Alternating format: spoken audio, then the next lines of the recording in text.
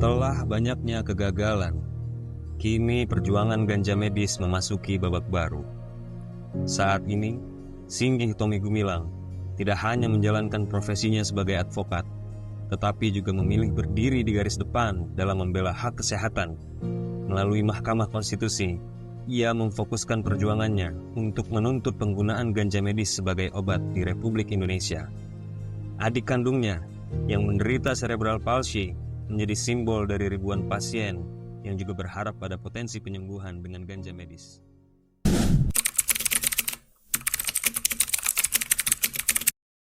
Assalamualaikum warahmatullahi wabarakatuh. Kembali lagi di Generasi Optimal Channel. Tiap zaman melahirkan sebuah generasi. Setiap generasi ada zamannya. Alhamdulillah di bulan Ramadan ini kita kedatangan tamu, Bud. Tamu istimewa yang sedang trending.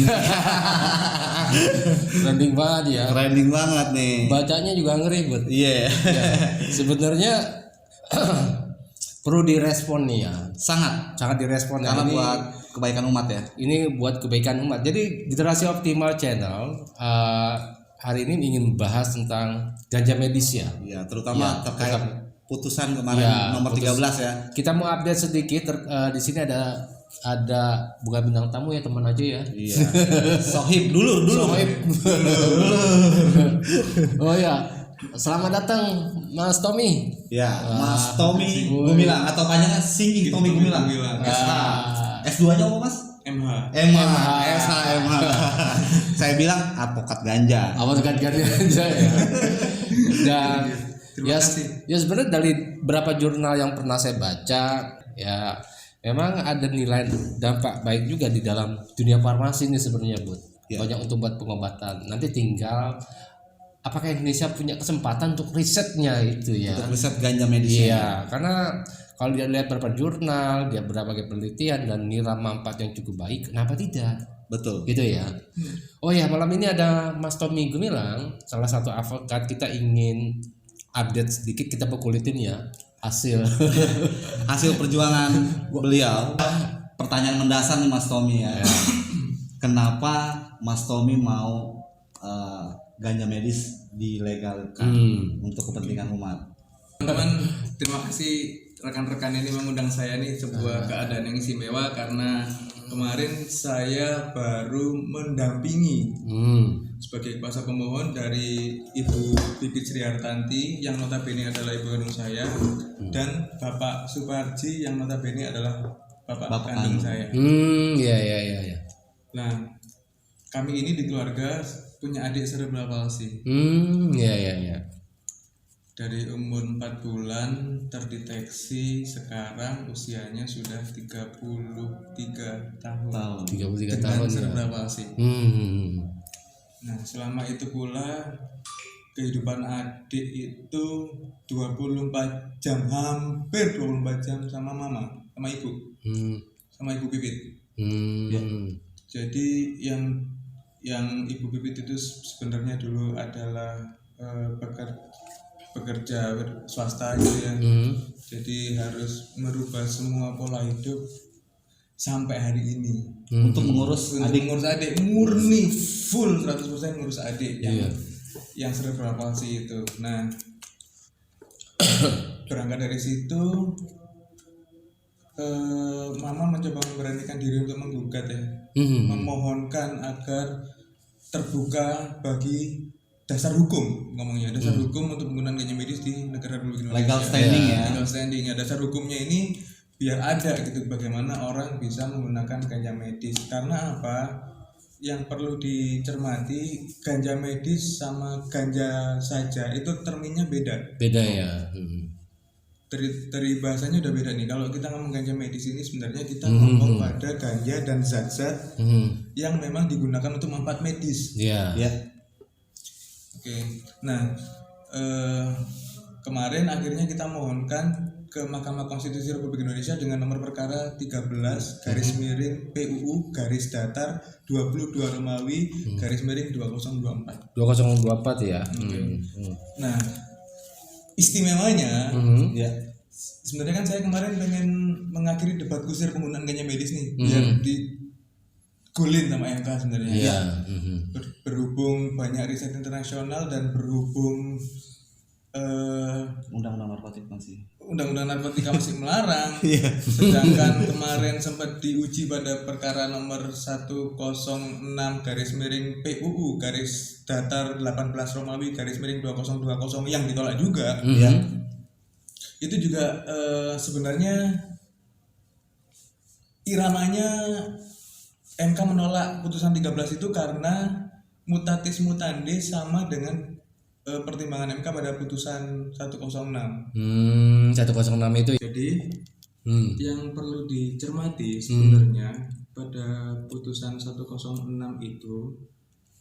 itu permohonannya adalah narkotika golongan 1 untuk pelayanan kesehatan.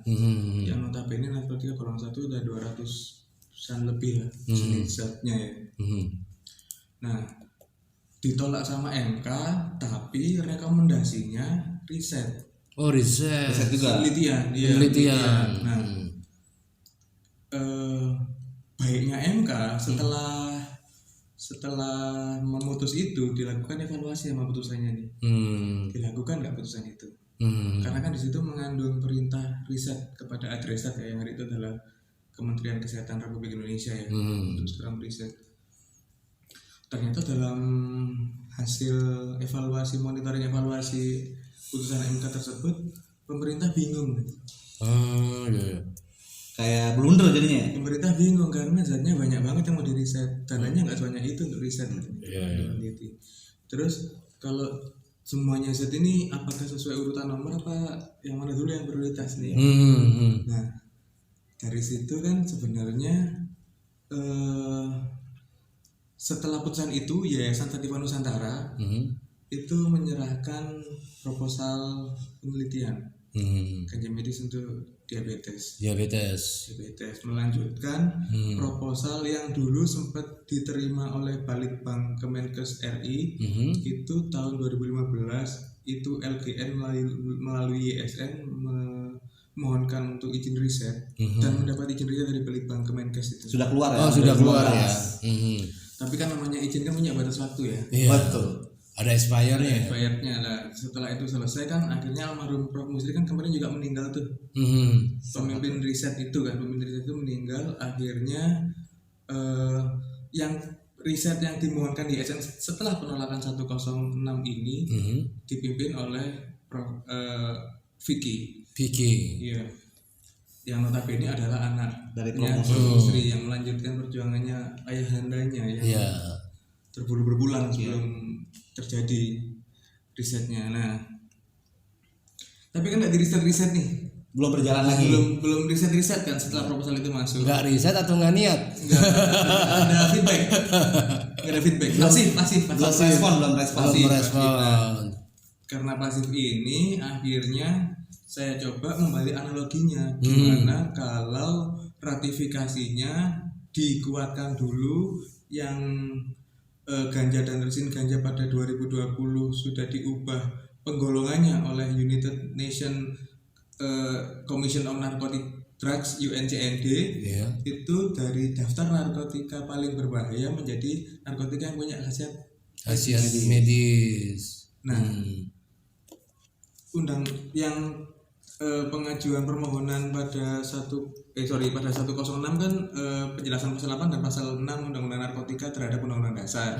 Sedangkan permohonan pengujian nomor 13 garis miring PUU ini fokus kepada uji material pasal 1 angka 2 Undang-Undang nomor 8 tahun 76 tentang pengesahan Konvensi Tunggal Narkotika berikut protokol yang menyertainya.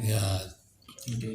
Nah, yang perlu diketahui nih bahwa pada tanggal 2 Desember 2020 itu terjadi peristiwa bersejarah tuh yang paling bersejarah, di mana komite PBB melakukan voting terhadap ganja dan resin ganja tadi, sehingga voting itu suaranya dimenangkan oleh ganja dan resin ganja punya manfaat kesehatan. Jadi Jadi penggolongannya kalau di penggolongan internasional itu 4, 1, 2, 3. 4 yang terberat berarti. 4 paling berat. 4 paling berat. Paling atas. Paling Oh atas. paling atas. Terbalik kalau di kita. Dibalik ya. Kalau di kita 1, 3 bulan 1, 2, 3. Nah, di internasional itu ganja dan resin ganja sudah dikeluarkan dari kategori 4, schedule 4. Iya. Menjadi schedule 1 dan schedule 2. Diakui memang masih punya kategori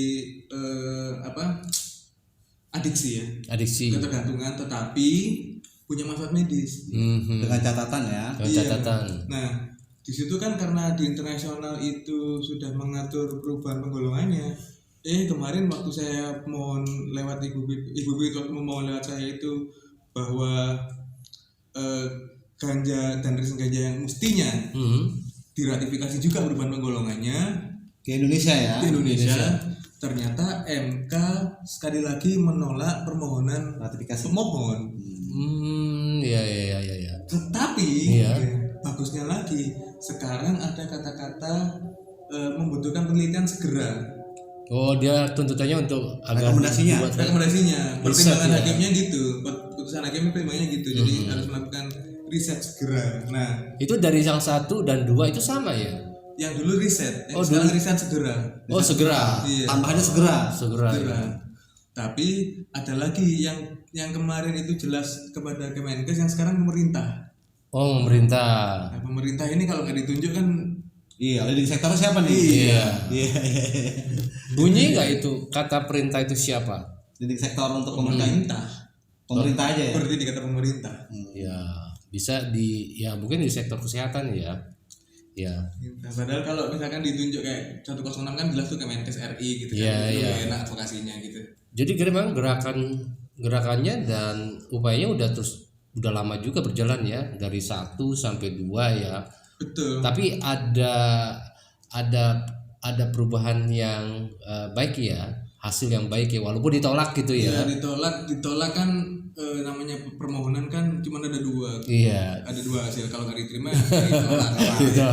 Nah, karena pemohon sudah saya beritahu untuk kedua kemungkinan itu ditolak dan diterima, pemohon pun dengan putusan MK ini Menerima. para pemohon menerima Mhm. dengan lapang dada, karena itu putusan final and binding, tidak bisa dibanding, tidak bisa diapa-apain, itu putusan dah. Itulah adanya. Oh, secara legal standing hukumnya gitu ya. Ya itulah adanya putusan, turutin itu, terus diturutin. Nah, tetapi di sini justru pemohon ingin pemerintah hadir untuk segera melakukan riset Riset ya. seperti yang dituangkan dalam putusan MK nomor 13 PUU /2022 Romawi /2024 itu. Mas Tommy, sebelum lanjut kepada advokasi, ikuti dulu yang satu ini yang mau lewat.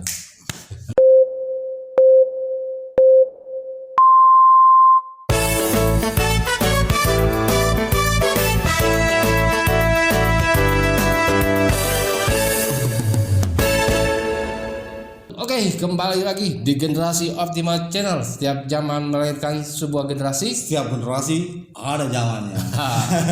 Ini ada zamannya. Ya kita sih kurang update ya Bud ya. Iya, harus Ternyata diupdate dong. mudah-mudahan kita update buat banyak orang nih. Tercerahkan. Tercerahkan. Ya. Walaupun ditolak ya. Iya, ditolak dengan catatan Tapi ada hal yang cukup menarik juga nih Bud. Di samping ditolak, tetapi ada sebuah keputusan segera. Yang kedua nih. Yang kedua. Kalau yang kemarin bukan 13. segera. Riset aja. Riset saja.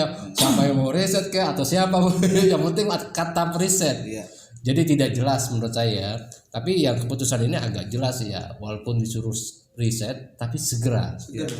Mas, terkait kalau tadi sudah banyak ya, kapan sih mulai kita ini lagi update nih. Ya, analoginya terbalik nih. Update duluan baru ngomong yang lain.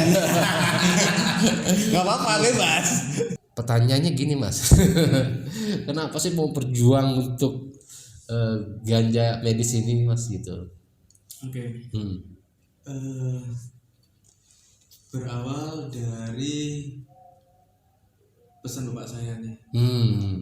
bapak saya berpesan agar saya menjadi orang besar di isumu. Isumu ya. Sesuai ini ya, passion dan Sesuai isumu aja, jadi orang besar di isumu. Karena kalau jadi orang kecil diremehin orang.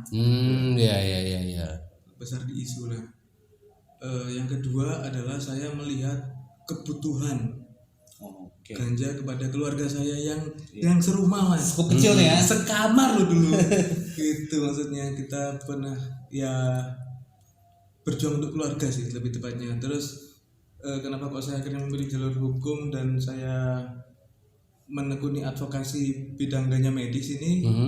Karena saya banyak menemukan, entah itu kebetulan entah itu memang ada ya, riset-riset dan jurnal-jurnal ilmiah yang sudah membuktikan bahwa kandungan-kandungan kanabinoid yang ada di kanabis atau ganja itu berfungsi medis.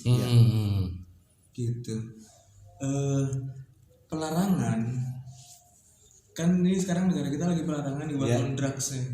War on drugs slogannya. Pelarangan ini menurut saya adalah bentuk kebijakan dari gagalnya sebuah pengaturan. Nah, sedangkan PBB itu merekomendasikan untuk mengatur ganja sebagai narkotika yang punya manfaat medis. Yang terbaru nih ya. Iya, 2020 tuh lah. Tapi kemarin itu sempat memang ada press release bahwa BNN dan Polri itu digariskan untuk menolak rekomendasi PBB. Pemohon nih, Ibu Pipit dan Bapak Suparji itu dalam hatinya mempertanyakan apakah penolakan ini benar. Maaf, sebelum menolak, apakah BNN dan Polri mewakili pemerintah atau institusinya sendiri? Disitulah yang saya tegaskan melalui MK kemarin. Penegasannya tuh. Waktu dalam sidang ya. Iya. Penolakannya dalam permohonan lebih banyak. Penolakannya si BNN dan Polri ini sebenarnya bagaimana statusnya? Statusnya tiba-tiba ditolak gitu. Dan ternyata MK pun mengakui kalau kebijakan luar negeri kita itu membolehkan untuk kita tidak meratifikasi aturan yang direkomendasikan PBB. Walaupun kita anggota PBB walaupun kita meratifikasi awalnya ini, kita boleh tidak meratifikasi yang berikutnya itu loh. Sesuai dengan kepentingan negara. Masing-masing anggota ya. Iya, dikembalikan ke negara masing-masing. Ada celah di situ. Ada artikel atau pasal yang ditandatangani Indonesia mau meratifikasi asalkan Indonesia maunya begini. Sebenarnya kalau ruang itu bisa nggak sih masyarakat sipil untuk masuk di situ? Kebutuhan medis ini sebenarnya kan kebutuhan umum ya. Saya kemarin memohonkan ganja medis untuk adik saya Sita Askamaramita ini sebagai permohonan untuk orang-orang juga sebenarnya, sebagai permohonan untuk para anak berkebutuhan khusus dengan cerebral palsy yang lain dan mungkin bahkan penyakit yang lain, karena di jurnal itu bukan cerebral palsy yang bisa bukan hanya cerebral palsy yang bisa disembuhkan oleh kanabis medis. Ya kan? Terus kalau riset-riset Indonesia ini sebenarnya udah banyak. Di kumpulan jurnal-jurnal ternama internasional dan nasional ini sebenarnya riset-riset hukum. Riset hukum ya. Jurnal-jurnal hukum bahasanya. Jurnal-jurnal hukum itu sudah banyak yang merekomendasikan untuk segera memindah golongan. Turun ya. Memindahkan ya. Memindahkan ya. Iya, karena kalau turun naik itu kan relatif ya. Tergantung bahan. Buktinya internasional ngaturnya 4123 bukan 134. Dan balik turun ya. naiknya jadi gimana tuh? Ribet gitu loh maksudnya. Dibalik ya. Iya. Dari situ sih saya berangkat. Terus ini sebenarnya membuka ruang. Kalau seandainya permohonan kemarin diterima, itu membuka ruang untuk pemanfaatan ganja dan peningkatan kesehatan rakyat Indonesia gitu maksudnya. Sekarang berapa banyak orang yang harus berobat ke luar negeri yang pengobatannya itu dirasa Indonesia kurang efektif, sedangkan Indonesia punya bahan yang notabene dalam jurnal itu terbukti ini berkhasiat sebenarnya. Cuman MK kemarin itu tetap berpegang teguh pada putusan 106 kalau ini belum ada riset regional, bos.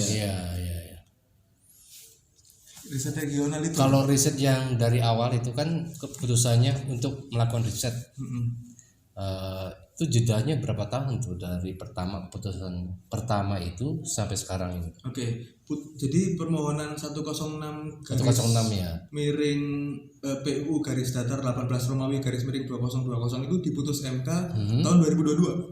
Oh, dua-dua. 2 tahun tuh usianya tuh. 2 tahun ya. 2 tahun tuh usianya karena masuk kepada materi pokok perkara, jadi diperiksa lengkap ahlinya, diperiksa lengkap saksinya. Sedangkan yang saya kemarin karena MK merasa mutatis mutandis dengan 106, jadi diputus pada sidang ketiga tuh. Nah, perkara konstitusi ini kalau diputus sidang ketiga tuh udah pasti hasilnya 2, kalau nggak diterima ditolak. Oh iya iya. Itu Nah, perjalanannya cukup lama juga ya. Cukup lama, makanya ada yang biar ada agak runut dikit nih. Iya. Tadi kan ada beberapa perjuangan yang sudah disebutkan sebetulnya tadi dari awal Mas Tommy, karena euforianya dengan perjuangannya ya. Dan kita juga nih berdua sebagai host dan sebagai aktivis juga.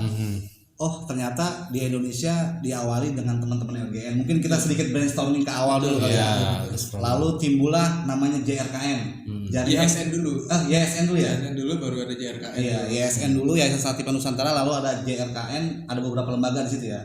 Jaringan Reformasi Kebijakan Narkotika. Di situ ada banyak lembaga lah sebenarnya. lembaga di situ ya. Lembaga ya. Termasuk akhirnya tadi putusan 106 hadir ya di situ ya. Itu JRKN. Dan tadi sudah disebutkan juga, lalu timbul lagi secara pribadi kan. Iya. Mas Tommy walaupun dia seorang advokat, keluarganya ada yang membutuhkan dengan segera pengobatan cerebral palsinya. Iya. Gitu. Jadi begini, Ya. teman-teman, sebenarnya bila mana ketakutannya adalah ada yang menunggangi upaya legalisasi ganja medis ini. Nah, itu tuh. Ini jawabannya, kalau saya kemarin saya membawa kuasa dari ibu dan bapak kandung saya. Lah saya ditunggangi siapa? Iya. Saya memperjuangkan obat ini untuk kelayakan hidup adik saya biar lebih baik gitu kualitas hidupnya, Mas. Siapa yang nunggangi saya? Ini adik saya kok butuh. Saya ini sebagai kakaknya, kakak kandungnya yang cuma notabene 2 orang anaknya ibu saya, itu saya dan adik saya itu doang. Lah masa iya saya berdiam diri sedangkan saya kuliah hukum, sedangkan S1 saya hukum, sedangkan S2 saya kemarin menulis tentang ganja medis. S3 ini saya juga lagi menulis ganja medis di disertasi yang akan diuji pada tanggal 3. Oh, mau S3 nih? Iya. Pak Dokter. Gitu kan. Dokter ganja. Dokter ganja medis. Dokter. Dokter hukum ganja. Ganja medis. Ganja medis. Nah, di situ karena saya tertarik pada disparitas ya atau jarak ya antara peraturan yang ditulis, peraturan yang harus diamini dengan kenyataan yang sebenarnya Di lapangan ada. di riset ada. Maksudnya gini, kenyataan yang ditulis kan sekarang ganja dilarang untuk kepentingan pelayanan kesehatan. Untuk Indonesia. Ganja dan ganja dan Resin. ganja ya. Itu kan dilarang untuk kepentingan pelayanan kesehatan. Sedangkan kenyataannya banyak donal dan banyak negara-negara di belahan bumi ini yang sudah memanfaatkan ganja dari sisi medis. Ya. Itu kalau ngomong penyalahgunaan, kita pahami dulu nih medis itu bagaimana. Kalau medisnya dalam bentuk oli yang non psikoaktif, di anak yang kejang-kejang ditetesin pakai CBD oil terus nggak kejang, atau ada kombinasi CBD THC terus jadi nggak kejang, terus apa salahnya zat itu? Ini membantu kualitas hidup orang jadi lebih baik gitu. Iya. Kita harus mengingat juga nih, mundur 2 langkah. Yang pertama, perjuangan ini kita harus mengingat satu organ sebelum LGN. Iya. Namanya DLG. Facebook ya, grup Facebook ya. Dulu ada tuh orang-orang Indonesia yang gila tuh, yang akhirnya memberanikan diri membentuk grup 2009-2008 2009. itu namanya DLG atau Dukung Legalisasi Ganja. Titik. Legalisasi ganja itu termin katanya itu konfrontatif. Karena legalisasi ganja bila dimaknain secara umum, misalkan masyarakat memaknai, takutnya nanti ganja dipergunakan untuk sebebas-bebasnya, seliar-liarnya orang-orang make gitu. Walaupun untuk pengobatan ya, tapi di sini kalau kita lihat negara tetangga, contoh Thailand ya. Thailand itu kemarin berhasil 2 tahun merubah kebijakan antara medis dan relaksasional. Saya tidak menyebut rekreasi karena saya lebih cocok dengan kata relaksasi. Chill ya, chill. Relaksasi, kan? Karena kalau rekreasi nanti semakin jauh dengan yang didambakan kalau untuk persepsi ganja ya. Jadi saya memilih termin bahasa ganja relaksasi. Relaksasi ya. Nah, setelah itu orang-orang ini mestinya kalau misalkan saja begini nanti takut prevalensinya akan naik gitu setelah ya. dilegalkan. Loh, ini minyak CBD ini kata orang-orang yang pernah ke luar negeri ini tidak merasakan efek apa-apa kalau ditetes ke bagian tubuh gitu, maksudnya ke lidah atau apa. Sedangkan yang dimaksud orang-orang penyalahgunaan kan notabene-nya masih kayak ganja di rokok nih. Ya, dihisap Di rokok gitu. Nah, persepsinya makanya di disertasi saya ini saya mau mendekonstruksi namanya. Mendekonstruksi hukum ganja medis nih. Iya. Yang saya pakai teorinya ini. Siapa namanya? Dia tuh pokoknya mendekonstruksi kata, jadi satu kata itu tidak punya makna baku sebenarnya. Satu kata ini punya berbagai persepsi. Kalau banyak tujuannya ya. Banyak tujuannya lah. Kalau kita sedikit intermezzo ke isu sebelah, misalkan isu pekerja seks adalah pekerjaan nih, misalkan di isu pekerja seks adalah pekerjaan, di sisi orang-orang umum pasti menganggapnya orang itu hina, lacur segala macam, tidak punya keahlian sehingga dia memilih pekerjaan itu. Bukan sebenarnya. Kita harus lihat dari sisi lain, kalau dia punya anak, punya ibu yang harus ditanggung, mungkin bapaknya sakit gitu loh. Jadi selalu ada perspektif yang menguntungkan daripada keadaan yang tidak menyenangkan itu loh Mas. Itu yang harus dilihat dari masyarakat. Kalau legalisasi ganja, berarti dikata legalisasi ganja, nanti maknanya jadi blur. Tapi kalau kita tekankan ke legalisasi ganja medis, itu mungkin akan membantu clear. Oh, pengennya ganja medis bocah-bocah ini. Gitu. Jadi kepentingannya memang buat kepentingan kesehatan sebenarnya ya. Banyak hal yang bisa digunakan khusus untuk yang seperti adiknya Mas Tommy ya. Para mungkin anak kebutuhan khusus banyak ya yang terantem atau yang anak-anak ADHD. Anak saya ADHD satu.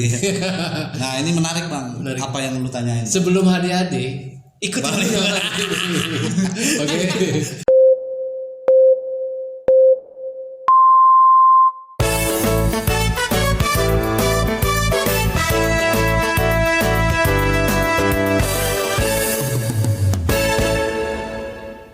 Kembali lagi di channel Generasi Optimal. Tiap zaman melahirkan sebuah generasi. Setiap generasi ada zamannya. Kita jadi terang dan tercerahkan. Yang sudah kita nanti hampir 1 tahun nih Bud ya. Sebenarnya podcast ini ingin sekali ya, bersetahun yang lalu ya. Iya, mendatangkan ya. Gue dituntut terus nih sama mitra kerja gue. Bagaimana nih? Karena dia melihat gue selalu ada di situ, walaupun gue seorangan sendiri gitu, atau gue berkelompok ada di tentang ganja medis lah yang gue perjuangkan juga. Iya. Tadi kita udah banyak ya Bud ya. Yang diperlukan nih kan tadi dari bicara tentang dari undang-undang, peraturan, regulasi, update yang pelaksanaan advokasinya. Walaupun ditolak tapi ada hal esensinya, ada pesan yang bagus juga, ada perubahan perilaku. Perubahan yang cukup baik ya, artinya diperintahkan segera riset.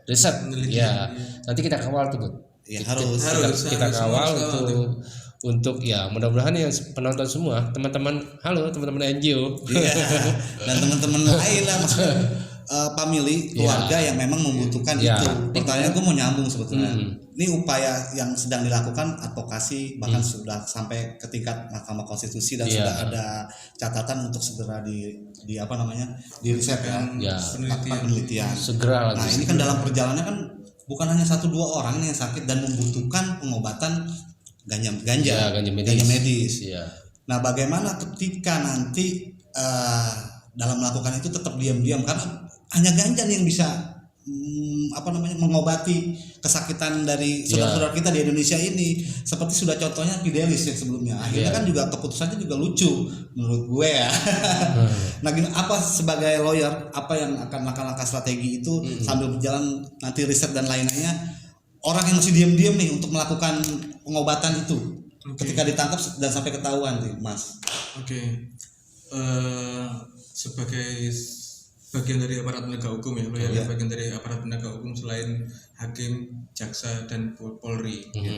Ya, sebagai aparat penegak hukum memang saya benarkan bahwa Undang-Undang Narkotika Nomor 35 Tahun 2009 terdapat pasal yang berbunyi menggunakan narkotika untuk orang lain, seperti yang tadi Ombuds bilang, contohnya Mas Fidelis. Jadi Mas Fidelis Ari Sudewarto itu adalah seorang suami PNS.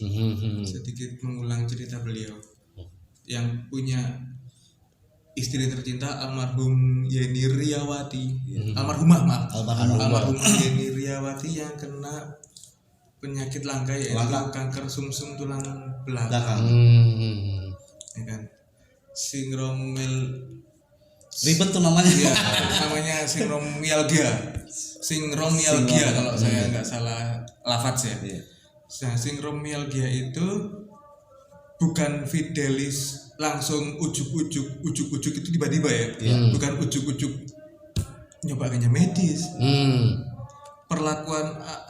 Perlakuan suami Fidelis kepada istri almarhum Yeni Riyawati ini sudah melakukan yang pertama pengobatan konvensional lewat dokter-dokter konvensional, dokter sudah, yang klinik juga, bahkan orang pintar juga, tetapi dipatahkan oleh Google. Google memberitahu bahwa penyakit singromialgia atau sumsum tulang belakang yang kanker itu sebenarnya dapat diterapi alternatif pakai kanabis, kayaknya medis. Iya. Dan itu hasilnya? Nah, gimana? Gini, Fidelis ini setelah mendapatkan ilmu pengetahuan itu, karena ini niatnya beliau itu membuat obat untuk sang istri tercinta almarhumah Yeni Riyawati, jadi dia memang tidak mau ganjanya dari pasar malam. Iya, pasar gelap. Bukan pasar terang. Karena apa? Ganja yang di pasar malam itu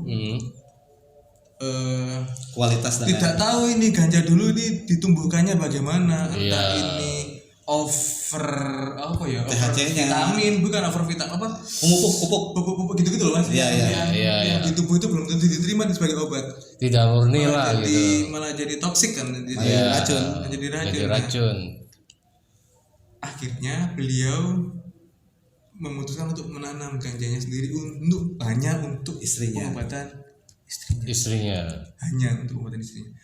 Nah, dia juga nggak dibakar gitu juga, bukan. Jadi metode yang dia pelajari itu dengan cara diekstraksi. Diekstraksi ya. Nah, setelah diekstraksi itu, Fidelis itu sebenarnya tidak pernah ditangkap. Fidelis itu. Asal penonton tahu ini, Fidelis itu tidak pernah ditangkap. Tapi Fidelis melakukan upaya baik, yaitu meminta kelonggaran ke pemerintah agar pemerintah dapat membuatkan ekstrak ini untuk istrinya. Buat istrinya. Iya. Nah, BNNP kalau nggak salah itu. Jadi misalkan hari ini dia lapor begitu, besok dijemput yang katanya ditangkap itu. Padahal dia lapor dulu. Bahasa media berarti ya. Kalau saya minta izin untuk negara hadir mengobati istri saya karena saya tahu saya melakukan pelanggaran hukum. Iya. Besok dijemput. Dan dia udah lapor ya. Sudah lapor ya. Nah, ini yang update terbaru walaupun kasusnya udah beberapa tahun yang lalu ya. Pertanyaan tadi saya itu mengarah yang buat sekarang nanti nih. Memberikan narkotika untuk orang lain ini selama masih dilarang, siapapun akan terjerat pasal tersebut. Iya. Ya, karena bunyinya pasalnya seperti itu.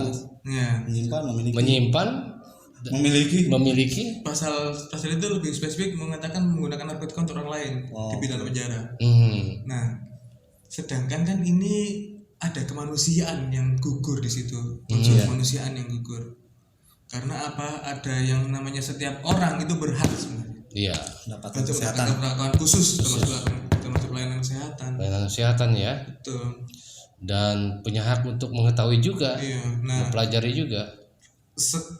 rata-rata sekarang nih Mas, setelah adanya viralnya Mas Fidelis itu, setelah viralnya Mas Fidelis itu jadi orang-orang yang belum speak up, yang menggunakan narkotika atau masih mencoba menggunakan ganja medis untuk keluarganya atau sanak saudaranya itu takut mengalami peristiwa yang sama dengan Fidelis, karena kan emang sebuah pidana itu ada efek jerahnya.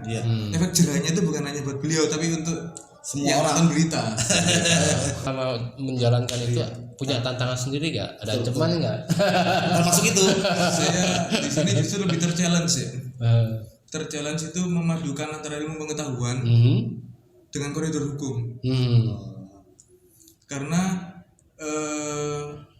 ilmu pengetahuan ini nyata adanya, bisa dibuktikan dengan real, dengan benar-benar bahwa ganja punya manfaat medis. Nah, sekarang tantangan buat saya adalah bagaimana agar riset-riset yang sudah ada dan menggelembung banyak di cloud itu, di library internasional itu bisa kita applicate dengan kita modify pakai ganja Indonesia. Itu kan masih pakai ganja luar tuh. Zatnya kan otomatis bahan baku risetnya kan pakai ganja yang diriset. Ganja Israel, ganja mana. Sedangkan kalau kita applicate di Indonesia, mestinya rumus yang ada kita modifikasi sedikit sehingga pakai ganja Indonesia. Jadi itu sebenarnya ya yang harusnya dilakukan ya. Iya, kita segerakan aja riset itu, karena sebenarnya kata kuncinya adalah yang sakit butuh obatnya sekarang. Oke Mas Tom, sebelum closing statement, ya kita mau lihat dulu yang satu ini.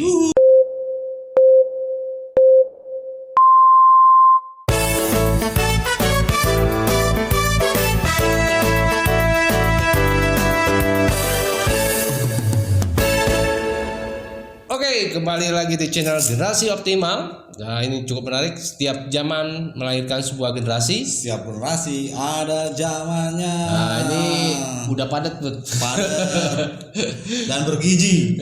Udah berapa LKS ini? SKS-nya udah bukan 2 nih, 4 nih. Yang penting jangan SKSD. Ya.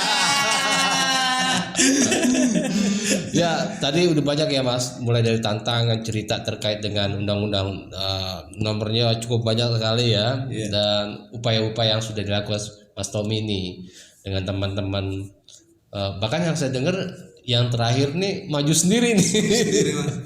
Maju sendiri karena percepatan itu kalau nggak kita nggak tahu siapa yang akan melakukan. Enggak, ketika saya baca waktu itu ya, sempat juga ngobrol. Ini nggak salah bro, perang sendiri. Ya Mas, sebagai closing statement nih, apa sih strategi apa sih nanti ke depannya gitu ya? Tadi kan katanya rekomendasi ya, menarik juga terkait dengan rekomendasi. Nanti mungkin kita bisa kawal tuh ya, terkait rekomendasi segera melakukan penelitian. Ya, bagaimana nanti negara itu tuh hadir untuk melanjutkan perintahnya MK gitu ya. Sebagai closing statement, apa nih harapannya untuk ya kita sih bilang penggiat aja ya. Kita berangkatnya dari hati nih. Podcast ini juga dari hati. Masa belum ada yang masuk tuh. Bisa adlibs. Hamba Allah. Silakan Mas Tommy nih sebagai closing statement nih untuk terakhir. Oke. Jadi yang perlu kita pahami bahwasanya perjuangan ganja medis itu bukan perjuangan kalah menang atau menaikkan atau menurunkan ego. Perjuangan ganja medis ini murni dilakukan dari gerakan hati, terutama oleh keluarga-keluarga yang tentunya punya belahan keluarga yang ternyata punya keadaan kebutuhan khusus tertentu. Yang sebagai orang yang lebih aware, kita membaca jurnal, loh kok ternyata bisa dapat pakai ganja medis. Di situ biasanya teman-teman tuh bergerak tuh, hatinya bergejolak sendiri, lu bisa saja nih, bisa kok gitu. Cuman disitulah kita harusnya lebih merapatkan barisan ya, baik dari grassroots ataupun pemerhati kebijakan ataupun para cendekiawan ilmu pengetahuan itu harus berkumpul jadi satu, merapatkan barisan dengan cita-cita yang mulia bahwa ganja medis ini harus segera dapat dihadirkan untuk para orang yang sakit ini loh Mas. Tadi kembali lagi ke yang tadi, kalau yang sakit ini butuh obatnya itu sekarang. Nggak butuh ganti rezim, nggak butuh nggak butuh ganti menkes sebenarnya. Orang sakit ini kenapa? Karena berpacu dengan waktu. Contoh, ada almarhumah Yeni Riawati, istri Mas Fidelis. Yang kedua ada namanya almarhum Musa. Yang bisa kita lihat di YouTube filmnya ada. Musa ada tuh. Itu dia adalah korban ganasnya pelarangan ganja medis Mas. Jangan sampai ada Musa ataupun Ibu Yeni, jangan sampai ada almarhum Musa lagi, jangan sampai ada almarhum Ibu Yeni lagi. Jadi apapun yang terjadi, mari kita bersatu. Kalau mendukung dapat menghubungi saya sebagai konselter di 081 86 Nanti di deskripsi Nanti kita tulis. 86 426. Oke. Tommy Gumilang SH MH. Calon dokter. Amin. Amin. Ganja medis. Oke, terima kasih Mas Tommy. Mas Tommy, terima kasih. Gabung, bro. Kita Ojo kapok. Enggak lah. ojo pekapok. Kita nggak akan kapok. Ya, kita untuk kebaikan banyak orang ini nggak akan kapok. Ini salah satu channel pemicu ya. Kita sebenarnya ingin Merangsang. ya membuka ruang untuk apa ya, kebaikan ya. Ada dunia riset atau pengetahuan yang cukup baik, kenapa tidak dilakukan gitu ya. Siapapun pemimpinnya harus segera tuh karena keputusannya gitu. Sekali lagi terima kasih Mas Tommy udah datang di podcast Generasi Optimal. Saya berharap nanti akan ada lagi ya lanjutan tentang update tentang ganja medis ya. Karena banyak sekali kalau bicara tentang ganja medis di jurnalnya, aduh bacanya juga perlu hati-hati tuh. Pelan-pelan. Oke, mungkin itu saja yang bisa saya sampaikan. Terima kasih Mas Tommy sekali lagi. Pamit. Wassalamualaikum warahmatullahi wabarakatuh.